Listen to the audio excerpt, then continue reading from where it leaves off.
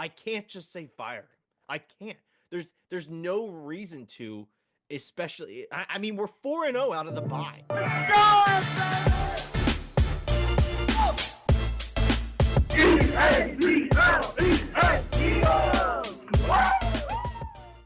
Hello, everyone. Welcome to Philly Sports Now, a Philly fan podcast. My name is Zach. I'm here with Andrew, and we're back to talk all things Philly sports. Now that the game is officially over, it just ended moments ago. Well, probably a little while ago now. But the Eagles have come out victorious 28-23 over the Jacksonville Jaguars. Plenty to talk about. So much going into this game. Now, obviously, we're a little off schedule right now. Going to be off schedule in the future. You'll have to wait till the end of the podcast to find out why. But so many things going into this game was positive, like very positive. We had a rough patch after the win against Cleveland. We had two solid wins back to back, right? And then you have this win against Jacksonville, which I still think is a mostly positive win. Mostly positive. However, I'm actually gonna pause real quick on. I have post game up, and Sirianni finally came up. I'm gonna just pause that and keep talking. Uh, Tough game. A lot to talk about. I think overall, the players, the plays, all outstanding for the most part. Like it was a good game. The I hate to do it, but the worst of it comes from coaching, and we'll get into why and what happened and everything about that. But it was just so crazy how we had a we had a rough win followed by two good wins, followed by this win, which I would say is mid to good. Um, but at the end of the day, I'm glad we came out with a win because we have a very, very tough 9 games to round out this season. Which Andrew, this is a little preemptive for you, but I was kind of gonna go over how many go over the rest of the schedule at the end of this episode. So just that's my early warning for Andrew. Didn't text him or anything like that. Now We're good. I mean, about halfway through the year now, so it's good. Good check-in point for the schedule. we won. The Eagles won this game because of Nakobe Dean's interception at the end. Less than 2 minutes. I think it was like 120, 140, something like that. Interception in the end zone. Touchback, get the ball, run out. Game's over. Game's over, right? That was a huge moment. And it literally saved the game. We were probably going to lose if that didn't happen. Is the sadness of that whole thing. Now, we, as I said, needed to have this win because of the rest of the schedule. We're at the point of like you have to round out the wins that you can definitely take. Um, but I am worried. I am worried, and it comes down to coaching. Since just gonna say into it, coaching is definitely my main concern. I don't think it's as bad as the world's making it out to be. I've seen national media say Eagles fans are overreacting. Your head coach is winning. He's literally like a winning coach back to back for 4 years. Like we're overreacting, right? He is kind of a scumbag material right now. Don't get me wrong, but he's winning, and that's what matters. Whereas plenty of people, our family included, is shouting for him to leave even after a win like today. And it's hard to defend him when you have the gross win that was today and the gross win that was the Cleveland game. However, I still think this is a better game because had we had talked before this game like I had wanted to, one thing I wanted to mention is that the Eagles do feel like they're in midseason form. Hurts looks so much better. I mean, he had today a 132 passing rating, and he's had that for all 4 games since the bye. Well, sorry, not 132. It was something like over 115 all 4 games since the bye. And it's the first time in Eagles franchise history. Hurts looks fantastic. And I got to tell you, as someone who has him on one of my fantasy leagues, he's doing me wonders. He's winning me games single handedly. So Hurts is not the problem. AJ Brown goes out today, and that's gonna be huge. And I'm not sure how that affects our season. I think it shows second half of this game. Him not being there is tough.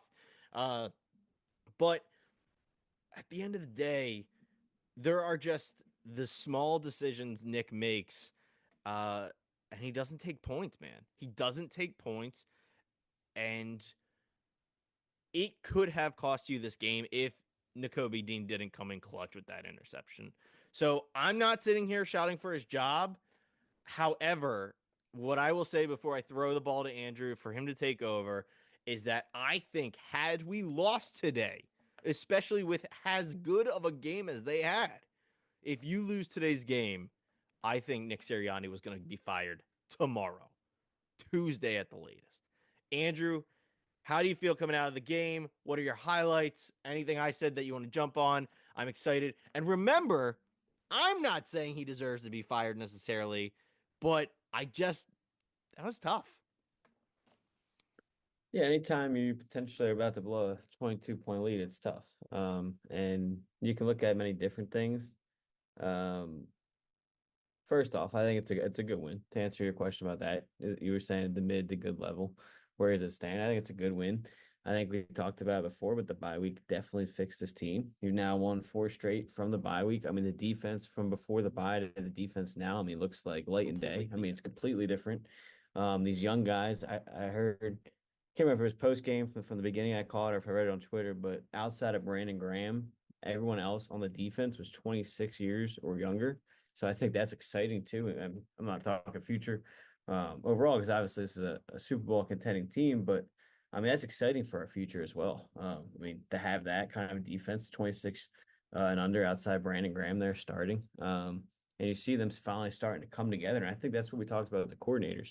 And I think today with that second half was a mix of things from a defensive standpoint is which would be the alarming thing is, but to the offensive point is they weren't keeping the ball, but the defense looked like they were starting to get gassed a little bit. It looked like they were getting fatigued a little bit toward the end, especially early in that fourth quarter before that game saving interception. But that was my defense takeaway was I mean, three takeaways, two interceptions, and then the fumble. Well, I guess the one fumble was special teams for the turnover. So two interceptions, both by linebackers positions who we were questioning coming into the year, but Zach Bond and N'Kobe Dean playing fantastic. Um, but to the offensive side of the ball, I mean, it was I think you saw what the issue was today. From a player standpoint was this offense, I mean, listen, I love Barkley and everything, don't get me wrong, but this offense pretty much runs through AJ Brown. He's the guy. Like he opens up the field for Barkley. I think you saw that when the second half started. AJ Brown didn't play a snap in the second half, and just look how different the offense was. And he really opens up that field. But then to the offense credit, they adjusted there in the fourth quarter. They looked better. They had long, sustaining drives. Um, and they kept the ball longer and eventually got that touchdown to Devontae Smith. So they made the adjustments they needed, but it definitely took an adjustment period in that third quarter without him. And yeah, while we can sit here and say from a coaching standpoint, don't get me wrong, yeah, I will say I only really disagreed with two of the big points. I mean, everyone's gonna say Nick Sirianni took away 9 points from the Eagles. I only disagreed with two of those decisions. I only disagree with two of them. Once you get that extra point, I don't care about the flag. You keep that 1 point on the board. You never take points off the board, in my opinion. He obviously does. I will say the replay did show the ball cross the line, so we should have had a successful 2 point conversion. Oh, that was insane to me because you can see the bodies going over the line. That one, I Yeah, agree. Like, yeah, I'm not one to fight like the refs taking the game away from us, kind of a thing. But that was a weird one. Just, yeah. I The refs agree. clearly had the Jaguar spread today. It was a weird, yeah. I And mean, we'll get to plus you another got the call here in a Barkley little. touch Yeah, that I'll say we'll wasn't a get to touch. like yeah, and so with that being said, yeah, I think don't get me wrong. Again, I stand by what I said. I would not have taken because the one that should have been one was the one we actually took the point off the board. But again, I Right. would not have taken the point off the board. You did have a successful, should have been a successful conversion anyway. And then on the second standpoint, the fumble was really the big thing that turned this game around. Your defense led one touchdown. You were still up two possessions at that point. But I mean, I don't even think it was a minute later game time. You get the Yeah. fumble, they return it for a touchdown, and all of a sudden it's one possession game. So again, if you and I mean it's a tough play the way Barkley falls if they're getting tripped by a Jaguars player. I Um mean, that's not and on then anyone's fault on our fumbles. team. That's what I'm saying. So, and then you could, the only thing I would have liked to see from our team standpoint there was they always teach you to play through the whistle, and everyone just assumed he was down. Mm. 'Cause I mean, I thought they should have tackled the guy. I mean, there was like three Eagles guys around him when he picked it up, but I think they all thought he was down, so they didn't go after him. I I think actually Hurts think, was the closest to actually tackling him, if I yeah. remember Well, I was correctly. gonna say, I think the one guy actually kind of when he picked it up, kind of hit our guy just running it from his momentum and Yeah. just was able to stay on his feet. So that's the only thing on that play was you got to play through the whistle, whether you agree with the call, obviously or not, because I think you should have tackled him.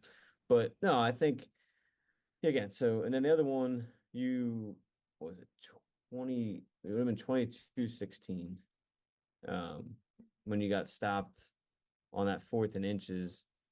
First off, this is where I go with this because everyone's going to blame Sirianni for the play, but I think, well, one, I take the points. It's Nick's decision to go for it on 4th down, but I think Kellen Moore made the play call.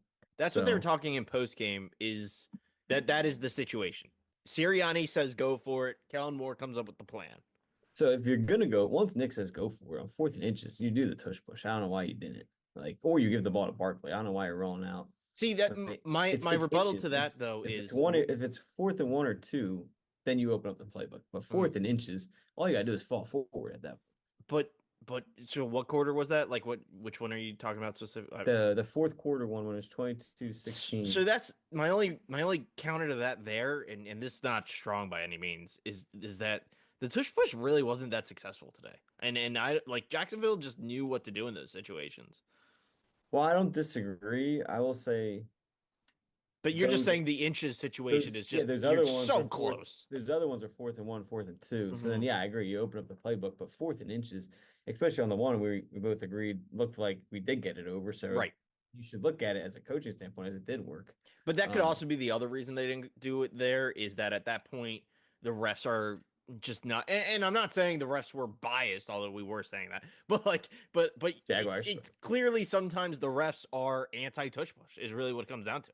And it's not a they want the Jaguars to win, it's they don't call in favor of the tush push line. Like they'll mark it early or they'll call the false star and XYZ. You know what I'm trying to say is that it's Yeah. just not the right play to make with a certain referee squad, and that might have just been the decisions there. And again, I'm not disagreeing with you. I'm just devil's advocating At right now. that point, we did have the full start on the first drive of the game. I think it was 4th and 1, and we were gonna go for it, but we got the full start on. I believe it was Fred Johnson, if I remember correctly, but which then put it at 4th and 6. Then we ended up punting on that first drive, um, Oh, which I maybe was you know what? That's I think I counted that as 3 points. I might have misunderstood where the ball was. That first drive, I thought we could have got a field goal when I was looking at the stats. Because again, oh I okay. missed the. Full disclosure, I missed the first quarter.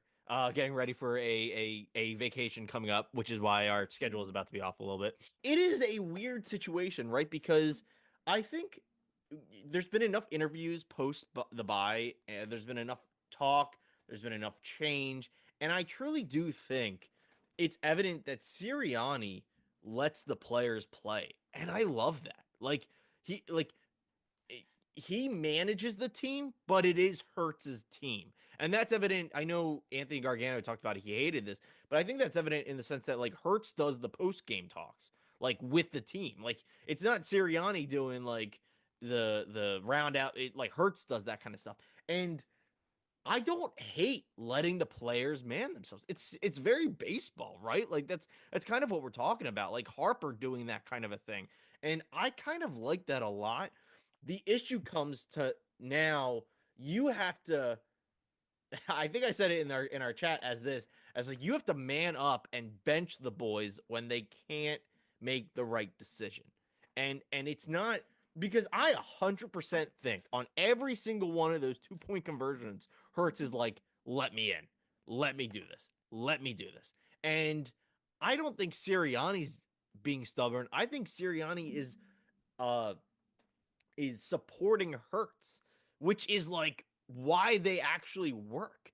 But I think at I forget man, I didn't write it well enough. Which we scored a touchdown in the fourth quarter, correct? yeah, that Devontae Smith catch. That's the one that should be an extra point. Like why are you going for 2 points in that situation? It's because in the event, at that point it made it 28-16. You want to go for two. That way you make it a 14-point game in case the Jaguars score a But touchdown I or don't two I don't know. touchdowns. So you bring logic into it, and I hate you, but that's fine. But like at certain point, like there was a missed field goal in the third quarter. I have here, not missed, like they didn't go for it. And then there was a missed field goal in third or fourth quarter. I forget the 50+ yarder, Fourth, fourth. fourth. Those are like again when the Jaguars were getting hot and AJ Brown is out and your offense is slowing down, understandably, like you're trying to fix it, right? You got to shift gears and you have to step in and take the points in those situations. So what I'm basically saying is I don't fault him for what he did in the first half. I think he supported his guys. They were up 22 to nothing. Who gives a shit, right? In the second half, the game started changing and a lot of it wasn't analytics based. It was oh, we're catching up from the missed points in the first half. And with the momentum just completely shifting, you couldn't make those decisions. And that's I need Sirianni to learn from that and step in because 9 points, man, that's those are I believe I said it after the Cleveland game win, but when you put 9 points on the board, that's the kind of shit that loses you an NFC championship, a Super Bowl. You know what I mean? Like those are the points that matter at the end of the day. So I actually support Nick a lot here. I There is though a unfortunate thing, and again I said this earlier about him being fired. Um, I think if you lose this game because of all of the points you left on the board, I truly think that Lori and or Howie literally knock down his door tomorrow and say you're fired. Get pack up your things because it's just it's so because you're not just losing to a bad team who was 2-5 or 2-6. You're also losing to Doug Peterson. And as stupid as it is, if anything about Philly, we are stubborn and we hold a grudge. So like I see this as he got lucky and he didn't even save his own skin. Nakobe Dean did. Yeah, again, I think, like I said, especially the biggest one for me, you go for two. I mean, whatever. That's part of the game today. I mean, again, I obviously would like the points, but you see it more and more from coaches. I mean, I think we've talked about before. I know you being in Pittsburgh see it a lot too, but I mean, Mike Tomlin goes for two a lot. I mean, it's just part of the aggressive standpoint of today's game. I mean, you look at other coaches too. Look at Dan Campbell with the Lions, another young coach that's come in. You see him go for two a lot as well. The biggest one I disagree with that you did leave off the 3 points is the not the missed field goal, sorry, the missed opportunity to go for the field goal when it was 22-16. To your point, you have to read the game. Momentum was clearly shifting. That was your opportunity to put it back to nine points, a two-possession game, and really kind of slow down that momentum. And instead, you go for it on the fourth and inches, and then that's where Kellen Moore comes in with a bad play call, and then you keep all the momentum for Jacksonville. Luckily for your defense, though, they came up big after that turnover on downs. They forced the punt, get your offense the ball back, leads to the Smith touchdown. And then you go from there. The Smith touchdown puts it back to two possessions. So, yeah, no, it was, and that's where, to your point, and I think that's, to your point, you say he lets the players play, and I think that's why the players do value him so high. Yeah, I truly think his value in the clubhouse is way. Is it a clubhouse in NFL? Is that wrong? Is that? That's a good question, actually. I think his Locker room, whatever you value. want to call it. I think his value in house. I'll say is truly his players trust him. Like like between Fletcher Cox and Jason Kelsey last year at their end of year interviews, basically telling the media to f off. Between people now, like just standing by him.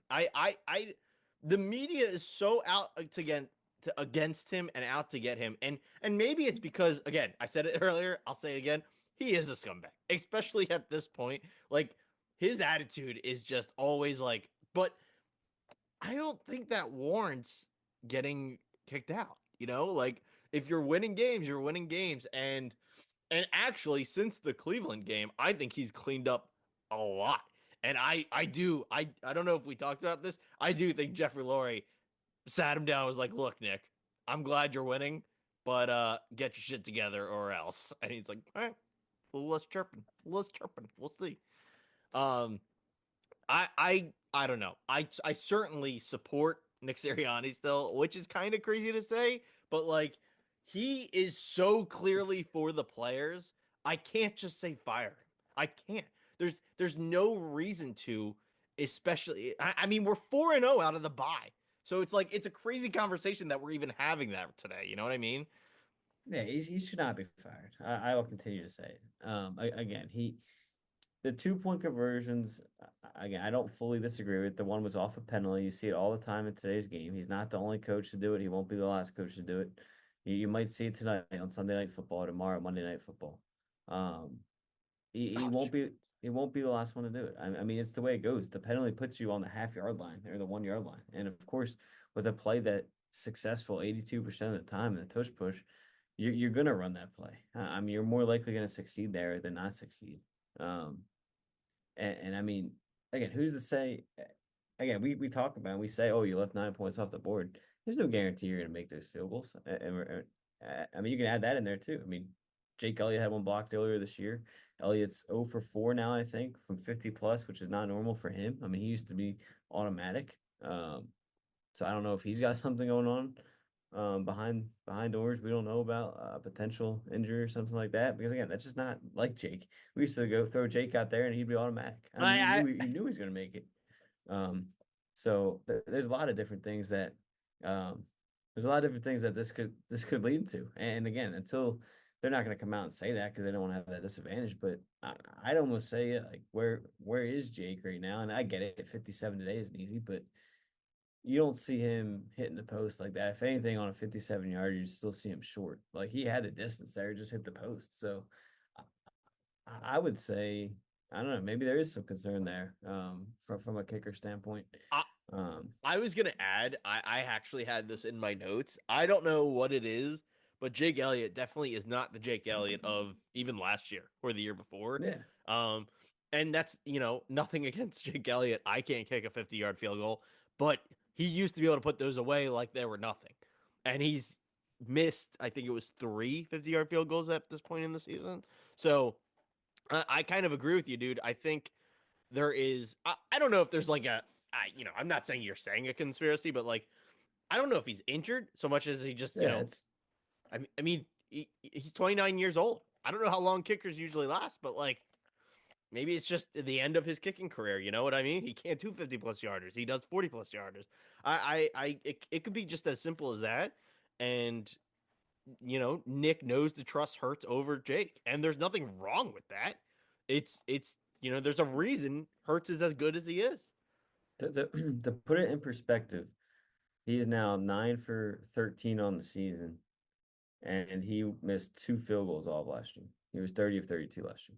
That's insane. But like, yeah, I definitely think that might play into it. My apologies, my phone was not silenced. Um, but And I'm not even it's saying it plays into it. I'm just saying I don't think. I mean, again, you can sit here and obviously we can say that, yeah, he kept 9 points off the board, but there's no guarantee those go in. Is my point. Like, um, I think it would have been a 46-yarder on the one we didn't kick. And again, I mean, it's one you should make, but I mean, it's no gimme. So I don't know. And again, so again, like he should have kicked the field goal and he should have not taken the point off the board once you already made the extra point. Those were the two calls I was most disappointed in with Sirianni. So, but again, he's 40-19 in his Eagles career. He's winning games at a 68% rate. it's I mean, insane. there's no reason this guy should be fired. I mean, I I will continue to say it. the And only I know me and you were starting to go on the few end here on that trend. But I mean, listen, he was in the NFC Championship 2 years, or sorry, in the Super Bowl, won the NFC Championship 2 years ago. You followed it up with an 11-6 season. I get it; it wasn't great the way it ended, but now you're bounced back, and now you're sitting. Um, I mean, the Washington has an extra game than you, so you're sitting a half game behind them because they want. I mean, that's where it's going to divvy out. Is when they have their bye. You got to win that to even it out. But if hypothetically, if you win that game, which I think it's actually this week, I think Washington has the bye. If you win that game, you're now tied for this 2 seed in the NFC. Washington is next week. Dallas is next. Well, I'm It's saying their bye week because they have that oh extra game. to I to think balance that out the yeah. right. Gotcha, gotcha, gotcha. So if you take Um, care, take care of business, you're tied for first in division, and you're tied for second in the NFC. I do think I'll give a little hint into this before I move to something else and come back, but I think we could end with 11 wins this season again, and that's huge. 11-win season is huge. The last thing I'll say about the coaching thing is that I think what it comes down to is there is no actual evidence to warrant firing Nick Sirianni unless you're going to get Bill Belichick. And realistically, I think Bill is going to go to either the Eagles or to Dallas. And even more realistically, Dallas actually sucks. Like, we could possibly, for the first time in I don't know how many years, sweep Dallas. Like, Dallas is 98% for sure going to fire Mike McCarthy, right? Like, we all kind of agree that's going to happen if it like doesn't happen midseason. So it's kind of at this point of, okay, Belichick could go to Dallas or he could go here if we fire Nick. But if you end with a winning season going into the playoffs, possibly further, it makes no sense to fire Nick. And yeah, Belichick goes to Dallas and then you have to play him, but I just don't think you can fire Nick on a maybe. That's really what it is. Yeah, and listen, I get Bill Belichick has his accolades, but honestly, I don't. I think I stay away from Belichick. Um, I you've think I seen, think he would you, know how to run the team. Like I'm not saying I he mean, would no, do a I'm bad saying job.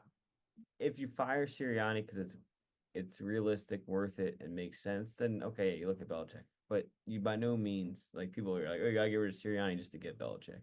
No, No, you're not doing that. that does not make sense. Bel I truly, I honest to God, the only reason Howie fires Nick better be because Belichick's already said yes on the other end of the phone. You know what I mean? Like he better not. If Nick no, is even that, fired I'm just and we saying, don't. don't get Bill, we are going to be so worse off. I don't even care if he says yes on the. I mean, to me, it depends on the play on the field. Like Yeah. that's what you got to worry about. And All right. right now, you're winning games. Right now, I mean, just look at the team after the bye. Hurts is now gone 4 straight games without a turnover. He's at I think it's 13 total touchdowns, including rushing, to no turnovers. He had a fantastic day today, close to 300 yards, all scrimmage, including his rushing attempts. I mean, again, people want to, and that's the funny part, right? People want to rip on the coaches for leaving those points on the board, but no one's going to give them credit for jumping out to the 22-0 lead. Nobody's going to give them credit for the improvements we've seen from the offense and Got his defense. first quarter points. Yeah, I mean, it's all. If it goes bad, it's all the coach's fault. If it's good, it's the players. But to me, you got to see it throughout the good and the bad. I agree. I agree. Well said, Andrew. I want to move to a couple of things before we wrap up some Eagles talk here. First, I just kind of want to give Barkley his flowers. 159 rushing yards in this game alone. Like, holy shit, dude. Barkley is so good. He's so fucking good. Yeah, no, I mean that run he had, I can't remember what quarter it was at this point, but no, actually it wasn't a run. I think it was a pass, a screen pass, where he spins two defenders and then backward hurdles the guy. I mean that was just insane. I mean, Backward hurdles, dude. I've never seen anything like it. But I mean, I know we want to give Barkley his flowers here, and we will continue, but just the highlight reel from the entire team today. I mean, Yeah. I know I joked about it, but you could have half the Sports Center top 10 plays Monday morning. I mean, between Devontae Smith's catch, Jahan Dotson's catch. Dude, Um, dude, oh my god, I'm so glad you said that. Dotson showing up when it mattered most. You know what I mean? Like yeah, that catch was so awesome. And I remember it happening and I was like, "Oh, what a play, Smith." And I was like, "Wait a minute. Wait a minute. That was Dotson. That was yeah, Dotson." And I was exactly. just so excited. He finally did something relevant, man. Yeah, and then yeah, exactly right. And then yeah, you had the Smith catch, and then you had the Zach Bond diving interception. So I mean, just an incredible highlight reel today from the whole team. Um, and again, I mean, again, this is one that the score is closer than it was, and the team went out and did their job. They got the win. That's what matters in the end. Let's And I be happy. do I just want to add like so the what? I thought we had plenty of yeah, all right. I do want to add that like so the Eagles kind of pumped the brakes a little in the third and fourth quarter. I mean, after having 22 nothing like lead, you would think that's not terrible. Like I actually remember when they scored the first touchdown, I was like, "Oh, that's not a big deal." Like, okay, you're not going to hold them to a blowout probably, right? So like, all right, we get the bar back. ball back. We'll run some clock. Like like the Eagles have been playing so well on offense, it was nothing to be worried about. But then you have the fumble, and it was truly like it was just a huge momentum shift. And man, it's so funny how the Jaguars are like almost a good team, but they're not a good team. And you like when they're not playing the Eagles, you kind of want them to do well, especially because of the Doug Peterson aspect of it. But like, man, it still would have been rough to lose that game today. I for sure. Let's move on. I did want to talk briefly. AJ Brown going out. All we know is his knee. We know enough that it wasn't a questionable thing. It was he was taken to the locker room and then he was out entirely for the fourth quarter. Um, we already mentioned it because they had to adjust the game plan today. But this team is very different without AJ Brown. It's hard to imagine going very far without him, unfortunately. He is kind of the star. He's, literally the greatest wide receiver on the team, possibly in franchise history, if I remember stats correctly. But like, I don't know. It's hard to have the game spread out because then you just have Devontae Smith getting double teamed and you have, Barkley getting just running into walls. So it's going to be tough. I don't think you do, but do you know anything more from your That's what I was trying to sources? find. Okay. No, I think that actually worries me more that we haven't heard anything, Yeah. honestly. Um, because usually, But they try to at least downgrade it, like, oh, it's not bad. He's gonna get more MRIs tomorrow, blah blah blah blah. but his But the hamstring, like I'm not a biologist, but your hamstring is not where your knee is, correct? Like that's not the back of your knee, right? That's your exact, I think that's ACL. what makes it my. I think that's might make it worse. Just since it's not, it's something different. It's not See, I re-aggravating almost it. think it's Knee. better because like you're just tweaking something else. Although I don't even know if it's the same leg. I don't know, If it man. wasn't his knee, I'd agree. But the fact that it's his knee, that could Yeah. be many different things. I mean, look, if AJ Brown is out, like I might hang up the jersey today. Like, it's not a discouragement to the rest of the team, but like, he is the weapon. So Anyway, anything else on the Yeah, I'm Eagles not. before we move to? I want to talk the rest of the schedule. As we wrap up. Um, I'd say the only other thing, real quick, Yeah, just because I want to throw one more thing out for Sirianni, is after today's win, he is the second highest winning percentage among active coaches. who's the first? Is it Reed? It does not say, but if I had to guess, it's probably Andy Reid. Yeah, that is. I mean, how are we having this How is half of today's podcast about why not to fire Nick Sirianni? Like, I, I I Yeah. don't know. I don't know, man. I don't know. Again, I think he's doing a good job. I think he's just got to adjust better in that second half. Let's leave. I'm leaving it at that. I will. What is this conversation? I will say one more thing, and I'll question you on this: is if Brown is, say it is something more serious, and I'm not saying not for season, but misses significant of the regular season. Do you think Howie Roseman becomes a lot more aggressive before Tuesday's deadline, or do you think he keeps what we got receiver wise? Because before today, I don't think we're going to be very aggressive offensively. I thought we might try to get a pass rusher and maybe an extra linebacker. But do you give up a lot, or do you just go get like a mediocre 2-3 receiver? I don't think Howie's gonna have really anything happen before the trade deadline. And AJ Brown, hurt or not, I there's no receiver that's gonna replace AJ Brown significantly that's available that's worth whatever bullshit he'd have to go through. I just don't see. He might go get some pickup, some Vince Papali kind of thing. You know what I mean? Like he Yeah. like some no name third string that might be better than they claim to be or whatever. But like, no, I don't see like a trade for. Man, I don't even know what receiver like he Hey, could. I'm not talking about a top tier go give up three No, and first that's the round thing, picks. right? Is I'm you just saying I wouldn't be surprised if he goes gets like another Dotson level guy. You give up a fourth I just round don't even pick. think that's worth it. Especially like what you've It would just seen depend on from the Dotson extent. this year. Like it just proves that level, that caliber receiver isn't worth, I don't know, dumping your draft picks into. I look, at the end of the day, if there's one thing I can't judge Howie for, it's trades. He's a fucking wizard. Like, I, he can do whatever he wants, but I just don't think anything going to successfully happen. He is though. Yeah, He is. yeah, He he is. he might somehow Justin Jefferson's on the team this week. I would not be surprised. I mean, I would be, but like, come on. No, that's what I was wondering.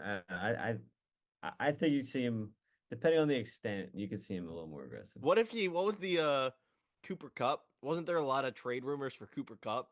Yeah, All and of a then he sudden, came he back from shows up on injury. the what? And then he came back from injury, and I think they won 2 games, and that shut that down pretty quick. I don't know. What if they? What if all of a sudden Philadelphia Actually, Eagle Cooper Cup? I know they're going to overtime. Did they pull it out today? They did. Uh, All right, let's wrap up the Eagles conversation real quick here with let's look at the schedule. So I have here the rest of the schedule. We're gonna kind of fly through this fast. Andrew, I'm just gonna say what the situation is, who we're playing, where we're playing, and you're gonna tell me win or lose. Ready? And I'm gonna keep track. Next is at Dallas. Win, Next is versus Washington. win, Next is at LA for the Rams. loss, Oh, next is at Baltimore. loss, After that is versus Carolina. win. I hope. Jesus help us. After that is versus Pittsburgh. Win, After that is at Washington. loss, After that is versus Dallas. win, After that is versus New York Giants. win. Yeah, I would be pretty shocked if you didn't say one on that one. So Andrew has us going a total of 2, 3. You have us at 5-4. I have us at 5-4 as well for the rest of the season. I have different games though. So to real quick go through, Andrew said winning at Dallas. I always wish for a win. I'm always gonna say we're gonna lose in Dallas. Even if Uh, Dak's out, he got a pretty bad injury today. It sounded like he left oh the game early. really? He left the game early. I'm gonna say we're And, gonna go and 6 and and we open 4. now. We open at 7.5 point favorites in Dallas next week. So that tells me Dak. They're playing bad in Dallas too. They're playing bad in Dallas. That tells me Dak probably is not going to play if we open at 7.5. We're already getting the 7.5. Like, yeah, I kind of. Oh, all right. Zach's adjusting his schedule. Zach got Let more me just. wins. I think I only have 3 losses, right? At Washington, at LA, and at Oh, Baltimore. you do only have 3 losses here. Okay. Hold on. So wait, you had us at 2, 4. You did have us at 6-3, Yeah. Right. and I'm putting us at 6-3. So great. So we're both a bunch of homers, and the Eagles are going to go undefeated for the rest of the year. That's great. All right, that's really sports now. What are we doing? I mean, I think with that being said, I mean, the only one you could possibly flip if Dak is out, I would think would be the home Washington one. I mean, you should beat Yep. Carolina. All right, so I'm gonna go through mine real quick. I have us losing against.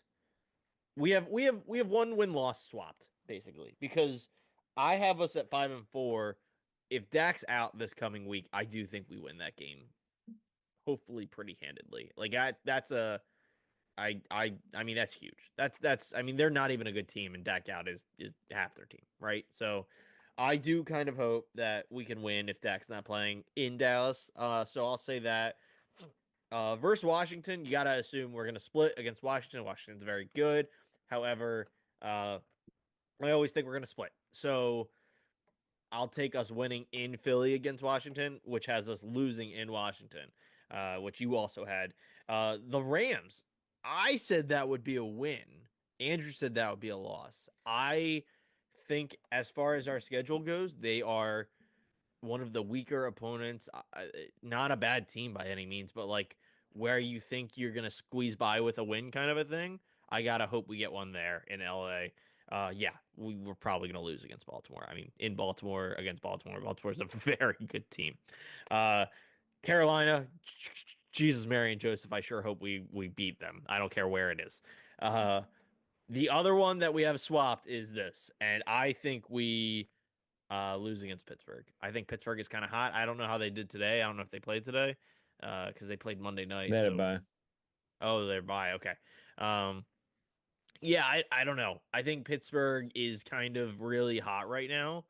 It's crazy because they decided to go with Russell Wilson instead of Justin Fields. Justin Fields winning you games, and then you still take Russell Wilson, and now Wilson's winning you games, man. Like they're not winning by a lot, but they're winning. It's very similar to us, actually. Like, I mean, minus maybe the last, but you know what I'm saying. Like they just look good, and I think I don't know. I think pretty similarly to the Rams, though. Like, if we win one of those two games, I'll be happy. Whether it's LA or whether it's Pittsburgh, we got to win one of them. And then the rest of them, I have the same as you: losing in Washington, winning at home against both Dallas and the Giants. So yeah, I think we have to go 5-4. I think we could go 6-3, and anything less than that is not good. Well, not good. I mean, it's a bit of a stretch, but Well, but that's, I mean, you're looking at, we're all assuming Washington wins the division. So, we're always assuming that. well, that's my point is you have to fight for the division with Oh, yeah, Washington. yeah. And if you don't win the division, you're probably not going to get in that wild card spot because of how good the NFC North is. I think is the one that is stacked right now. The NFC is just easily, it's crazy. The AFC is usually, in the past, I'd say 5 years, the AFC has been more dominant than the NFC, but this year the NFC is the dominant one, and it's just a lot of competition in wild card spots. So that's what I'm saying. I don't know. It's concerning is an exaggerated word, but I think you got to take the wins where you can get them, and I'll say if you don't get at least 5 wins, I don't think we're getting in the playoffs. Is my way to put it. I'll say I think 10 gets you in. So we would need 4 more wins. That's how math works, correct? Yes.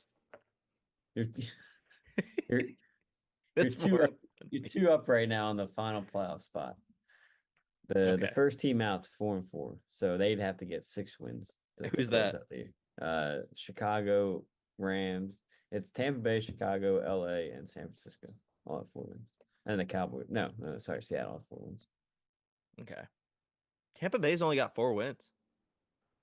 I thought they were Yes. doing well. They've had their up and downs. Up and down. All right. I Well, would have liked to play a team healthy, and I think that result's different. sure.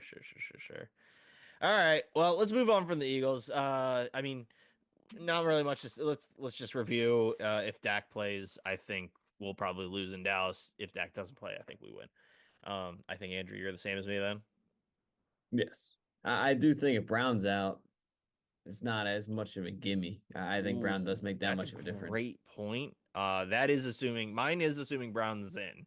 Yeah. If Brown is out, I think I might stick with my losing against I'll them. I'll stick with the Eagles, but it's gonna be back and forth the whole way. Like I It'll be think tough. I think Hurts is a big difference than well, I forget who Dallas's backup is who came in today, but I think Hurts can make that much of a difference. But I do think Brown being out will cause that game to be a lot closer than it needs to I be know without he's them. not in Dallas, but I feel like you could have told me. Oh man, I'm not gonna remember his name. Our Oh, it's old still wow. I didn't realize it's still him. All right, go ahead. Sorry. our old backup who came in for Hurts during the year of the Super Bowl, mustache. Um, I think he's starting right now. I don't even know. I forget what team he's on. I can't Oh, even Gardner remember. Minshew. Minshew. Yes, Minshew Yeah, he mania. got benched. He He was got starting to benched. start the year, but Oh, yeah, that's with the tough. Raiders. Ooh, that's tough. But the Yeah, Cowboys backup is still Cooper Rush. I feel like he's been their backup for like 10 years now. well, but that's what I'm saying is Minshew's the kind of guy that bounces around the league that like you could tell me he was the Dallas backup and I would have been like, all right, that's where he ended up. I mean, you just he ended up in Las Vegas. That's equally like what the how the heck? Anyway, all right, moving on. Go Birds. Let's do some quick round the city talk. I watched one Flyers game. It was during the I forget what they called it, but the day that they had every team in the NHL playing, we lost that game. I don't know. The Flyers Frozen bad. Frenzy, I think it was. The Frozen Frenzy, is that what you Frenzy said? or Something yeah, I like think that. that's what it was. Yeah. Something funny like that. But like whatever. Yeah, Flyers are bad. I don't have anything to add to it. I mean, they're growing. It's we can't. I don't know. We'll Flyers will fly. Fly to the championship, right? That's what you mean Yeah, by fly. that's right for sure. Uh, Sixers are where the conversation's at. Um, Paul George still out. I think I just saw a notification today. He's coming in soon enough, but he got hurt in the Tomorrow. preseason. Uh, has not played because of his injury. The talk is all about Joel Embiid, who has yet to play in a regular season game. As the Sixers started, I want to say 1-4. I don't have the record in front of me because I just, That's but correct. Maxi doing his best, but man just can't carry the team, and Embiid just not there. And there's just no conversation about what it is. He got fined by the league. I think the Sixers got fined by the league, and then on top of all that stuff, you have Embiid starting going into the locker room and shoving one of the reporters who apparently said some stuff about him, his brother, and his son. I didn't read it. I haven't looked into this at all. I'm not saying Embiid was in the wrong here. But it's just the fact that there's drama around Embiid and he hasn't played is just it's crazy that the reporter said anything in the first place. Like I don't know what's going on there. Um, but yeah, Embiid not playing right now has been a tough thing. I'm not really in the mood to go down the rabbit hole of, well, people buy their tickets and it's not fair to the fans and blah blah blah. I agree. I do think it's not fair to the fans. I do genuinely think that. I just don't. I don't know. I don't feel like going down that rabbit hole of like what Embiid not playing means because at the end of the day, the NBA has completely diminished the league, the association. The NBA has completely ruined the regular season. And so I said this last year. It's on one of our podcasts. I said Embiid can't play half the games. He has to literally sit half the games so he's 100% for the playoffs. And that's kind of what it looks like he's setting himself up to do. I think Embiid is trying to be smart and get ready like for the long term. It does look bad having not played at all though yet is the best way to put it. Again, I don't know anything about the drama that happened just the other day. I'm gonna throw it to Andrew, who's probably watched every Sixers game. I'm sure. I hope so. But yeah, I mean, basically, my point of view is I look. I want the Sixers to do well, but we definitely don't have any proof that anything's about to change this year. However, I do think we potentially have a smart I almost said process, but a smart decision in not having Embiid play every game. Yeah, I don't know where you want me to start. First, Wherever you want, buddy. I mean, we're what? I think it's yeah, 6 games in now, maybe more. yeah, no, you're right. We're 1-4, so we're five in. Oh, okay, cool. Um, yeah, I mean the whole Embiid thing. First off, I think the the the mindset of what the Sixers are doing is correct. No offense to fans. You're choosing to spend the tickets. It's not like this is the first year Embiid's unhealthy, right? I mean, this is the or not yeah, not healthy, nothing on the court. You know you're risking buying tickets. Like, I'm sorry. Like, I get it. It's yes, I get why people are frustrated because yes, in the end you do buy your tickets to go see Embiid, you go buy them to see Max, etc. But you know the risk with Joel Embiid when you're getting your tickets. It's like it'd be different if it's his first year. Second, the Sixers were up front when they re-signed Drummond. I mean, they basically they that was the point of re-signing Andre Drummond, a guy who could start at center on a couple other teams in the league. It came back here to be a backup because of the importance of that role for the Sixers. I mean, your whole goal here is to have him right for the playoffs, and I hate the argument. Well, why was he able to play in the Olympics? The Olympics were a 2 week. Correct me if I'm wrong. I think the Olympics are usually 2 weeks. It's a 2 week thing where he played maybe 15 to 20 minutes a game I coming don't even off. think he played 15 minutes total. Exactly. So that's completely different. You're playing 2 weeks for maybe 15 minutes in a shorter game that's not 48 minutes long lengthwise. And that was back in what, 2, 3 months ago? Yeah, I mean, his goal, I mean, a 2 week stretch in the Olympics is completely different than playing in games 1 through 10 of an NBA regular season, to your point of an 82 game season. He's already going to be forced to play in the midseason tournament they do now because that's going to be the NBA's prized possession to get the regular season right. And if he's going to sit any of them, the Sixers will be fine again. So you know he's going to be back for that probably, which starts in like a week or no, I think it's the end of November around Thanksgiving. So you know he's going to be back for that. I wouldn't be surprised if he plays the first game back after this West Coast trip. I think he sits out the West Coast trip and then he'll be back. I think it's frustrating because obviously you start 1-4. You know, you go out and sign Paul George, and that is exciting. So this hasn't started out the year we want it to be. You actually get solid veteran role players, and people want to see it jump out from the beginning. But that's just not the reality. Your goal is to get these guys right for the playoffs. That's the way the NBA regular season is. Um, it's I also also think I don't even you're care. Honestly, I don't even care if Embiid was on the court and you started 1-4. It's 5 games into the NBA season. right, You look at the Milwaukee Bucks, which is another what, team. 80 games? Yeah, 82 games. Yeah. So so you look at the Milwaukee Bucks, who are supposed to be a top three team in the Eastern Conference, just like they are every year with Giannis and Damian Lillard and all their crew. They're 1-5 to start the year, and they have all their guys. I mean, it's the beginning of the year. It's all going to even out throughout the end of the year. Yeah. I think everyone's complaining to complain. And 3 months from now, when we're sitting in, what is that, January, February, and this team's falling back to the top five in the conference, and Embiid's on the court playing it every other day. Not, I mean, that's the big thing is don't you're not going to play him back to back, so you're going to make sure he's right. And the thing I think the idea the Sixers are doing is correct. The problem from where it was is there's no communication in that sense, I guess. And you left Nick Nurse and Embiid out to dry, and they're kind of just answering questions to answer questions in front of the media and not giving anyone specific answers. So So, if anything, don't take your anger out on Embiid, take it out on Daryl Morey and Joshua Harris, the GM of the team and the president of the team. oh, they're terrible. They're absolute I don't garbage. I like Morey's Yeah. Yeah. GM position. I don't like his in front of the media. I think he could be more up front and talk to the media more. But I like what he's doing behind the scenes. Um, but then, yeah, the I don't want to. I mean, we don't have to get too much into it. But the incident after Saturday's game with the reporter. I mean, yes, obviously Embiid probably took it a little far with. Again, let's be real. He didn't punch anyone. He didn't like He hurt shoved anyone. them, right? It was That's a it. shove, and in the end, it's a shove between two older people. I mean, two Adults. adults.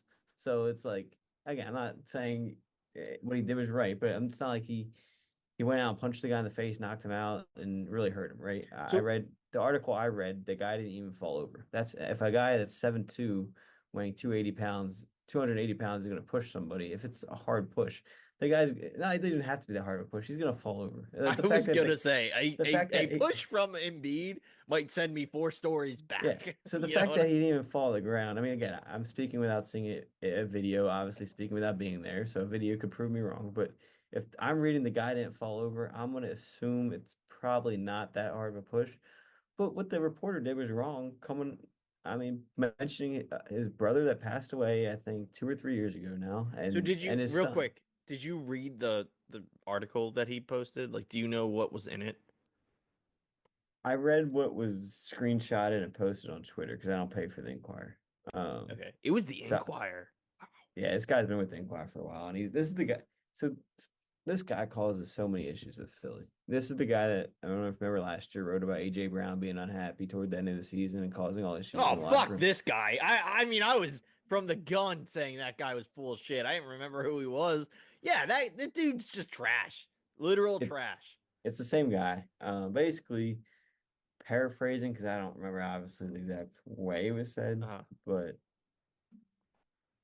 Embiid's always been upfront with how close he was with his family. You know, his son and his brother drive him to play every day and be in the NBA and be the way he plays the game.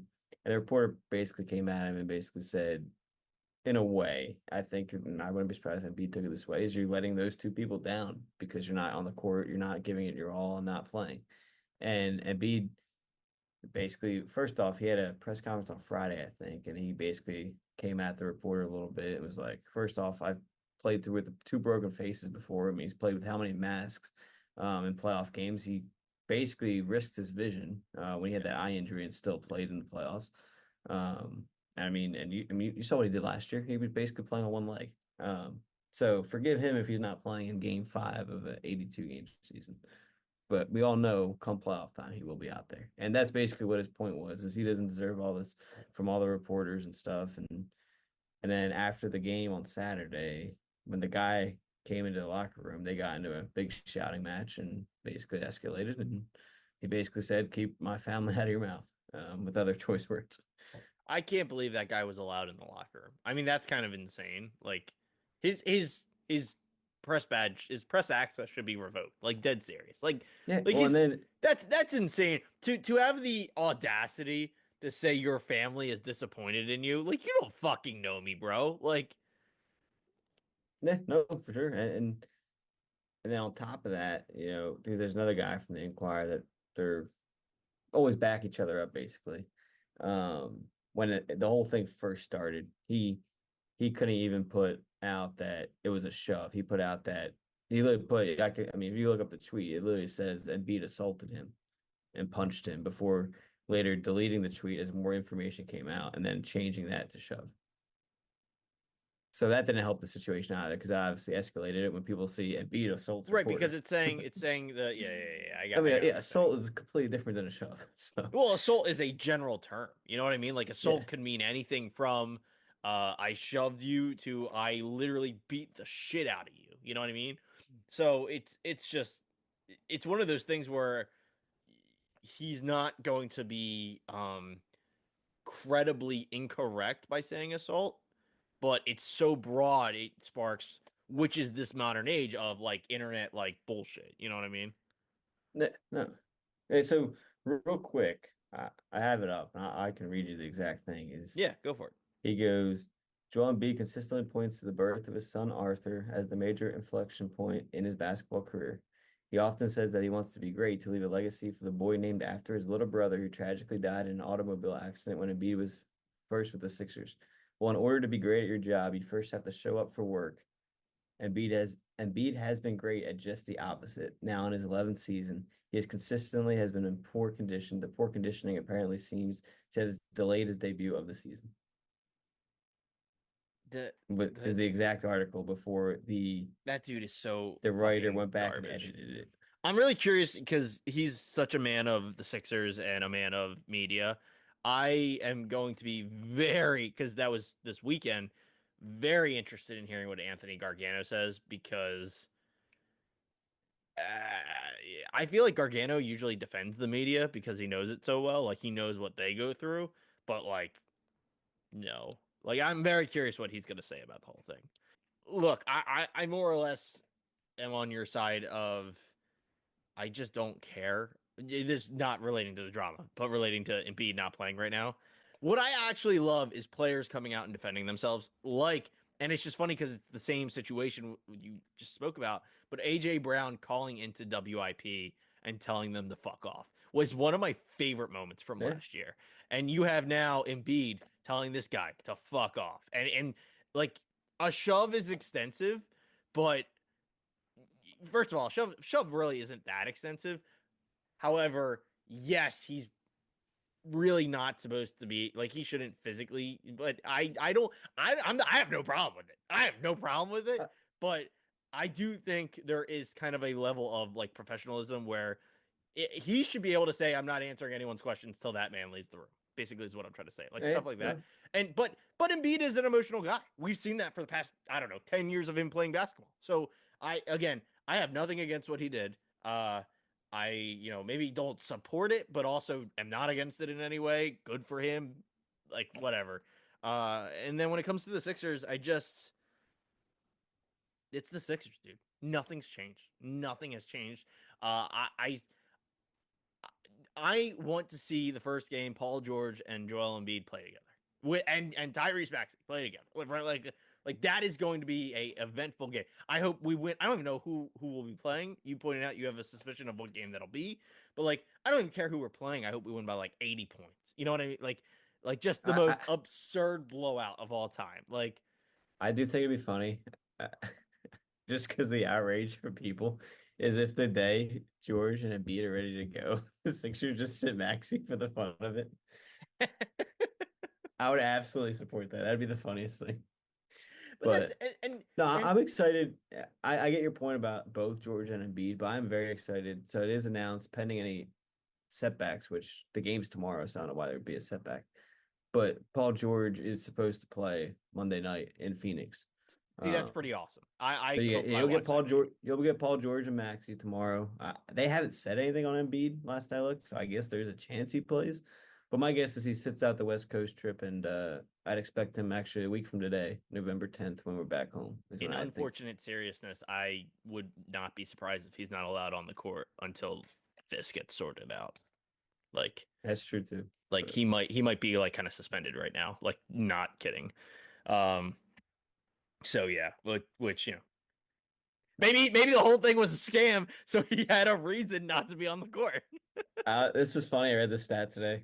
It's Joel Embiid minutes 0, incidents with reporter 1, technical foul 1. Because he also got a technical foul the other day on the bench because he got up and waved the towel. I So did yeah, see he's that. got more technical fouls and incidents than That's so minutes. funny. Oh man, that's pretty great. That is pretty freaking great. Um all right. I don't have anything else to say. You got anything left? No, go All Birds. right. Well, thank you guys for listening and watching. As always, if you haven't already, subscribe on YouTube is the Philly Gamer, or follow us wherever. Um, trying to do every Friday. However, I am taking my vacation and will be going to Japan, so I will be out for unfortunately the next two Eagles games because one of them is a Thursday night game. So I might try to have Andrew do something. We'll see. But in the meantime, I hope the Eagles do well. And as always, go Birds.